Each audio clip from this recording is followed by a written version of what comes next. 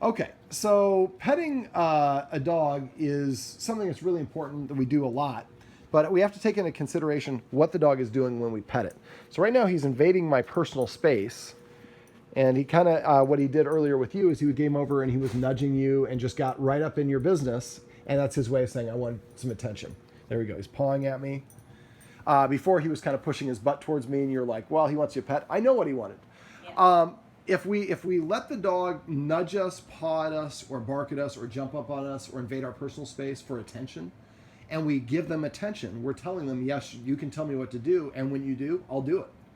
And now, over time, that will cause the dog to get the impression that either it's peers with us in terms of authority, or that it has more authority than we do because it tells us what to do and we listen.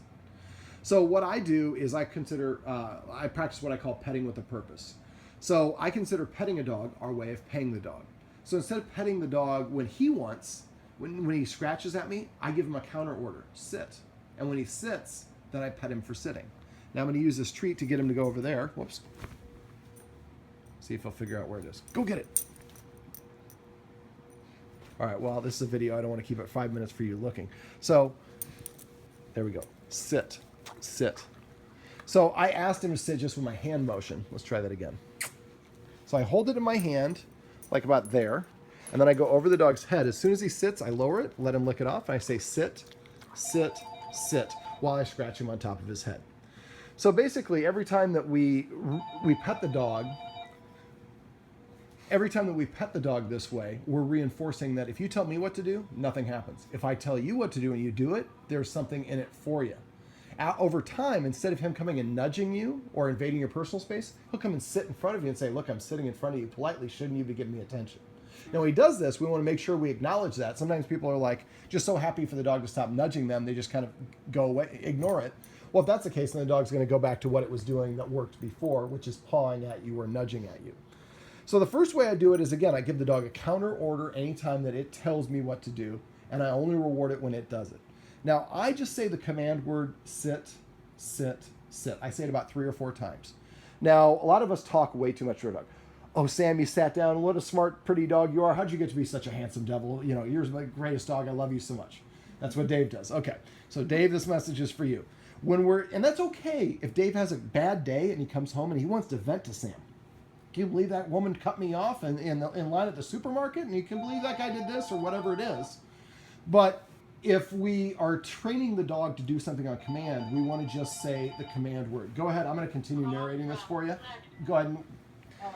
So basically, what I like to do is when the dog gives me a command, I tell it to sit, lay down, or come to me if it's at a distance. Usually come isn't going to work because the dog's already there.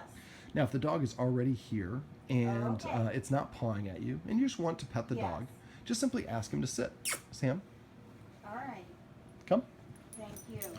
Sit, sit. So he was sitting. I wanted to pet him. I just asked him to change his state. So he has to change from a stand to a sit or lay down to a sit. He can't just stay sitting.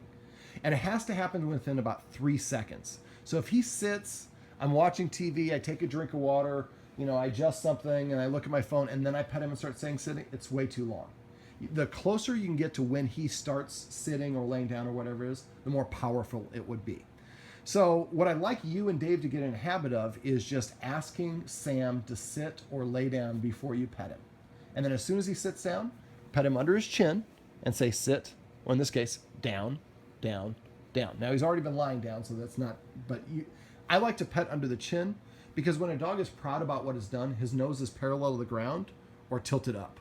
And so you've probably seen Sam with like a high value toy or something. He's walking around with his nose in there. He feels really good about himself. I want him to feel really good about himself doing the things we want, like sitting, like laying down on command. And it just really it develops a leader-follower dynamic the way that you want. So if he demands that you give attention, don't say it. Don't give it to him. And I would come up with a word for Dave that maybe says earn it or paycheck. So if Dave says paycheck to you, that means you're petting the dog for doing nothing. So at that point, we want to stop, ask the dog to sit. When he sits, pet him and say sit, sit, sit. Don't say sit, sit, sit, because that becomes its own word. And don't go sit. Because to a dog, sit and sit sound like completely different words. They hear the sound of words. So petting with a purpose is probably the easiest thing that you guys can do that's going to have the biggest impact. And after a while, you won't even think about it. Now, like I said, for me, what I like to do is I put the treat right here in my hand, about in this digit right in the middle. And if I want them to sit, come here. I go over the head. That usually puts their butt on the ground. As soon as their butt hits the ground, sit, sit, sit. So the second the treat touches the lips, we want to start saying the command word. And I repeat it about 3 or 4 times. As long as they're still sitting and still chewing. And now if he sits and I say sit, sit, and he gets up, I don't want to continue to say sit because he's no longer in the sitting position. Right, Sam? Man, you are a good looking dog. You should be a dog actor.